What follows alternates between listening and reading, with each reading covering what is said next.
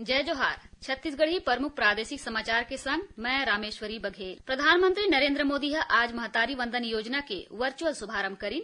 योजना के तहत 70 लाख ले ज्यादा विवाहित माई लोगिन मन के खाता में 655 करोड़ 57 लाख रुपया के पहली किस्त जारी करीन। कार्यक्रम ला संबोधित करत प्रधानमंत्री छत्तीसगढ़ के माई लोगिन मन ला भरोसा देवात कीहिन कि महतारी वंदन योजना के सहायता राशि हर महीना उनकर खाता में आवत रही। उमन कीहिन कि भाजपा सरकार की प्राथमिकता महिला मन के कल्याण करना है। महतारी वंदन योजना के शुभारंभ कार्यक्रम आज प्रदेश के सबो विकास खंड मुख्यालय में आयोजित करेगिस।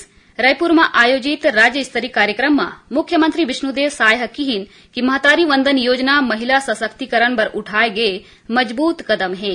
प्रदेश के महिला और बाल विकास मंत्री लक्ष्मी राजवाड़े कीहिन कि महतारी वंदन योजना माइलोगिन मन के आर्थिक मजबूती, स्वास्थ्य और पोषण में सुधार बर उपयोगी होही।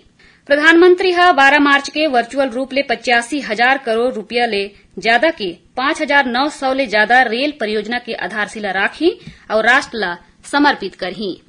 केंद्रीय औद्योगिक सुरक्षा बल के 55वां स्थापना दिवस अवैया 12 मार्च के मनाए जाही।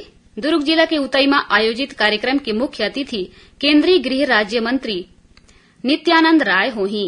प्रदेश कांग्रेस अध्यक्ष दीपक बैज केंद्रीय नागरिक उड्डयन मंत्री ज्योतिरादित्य सिंधिया ला पाती पठो के रायपुर ले दिल्ली बर हवाई किराया कम करे के अनुरोध करीन है।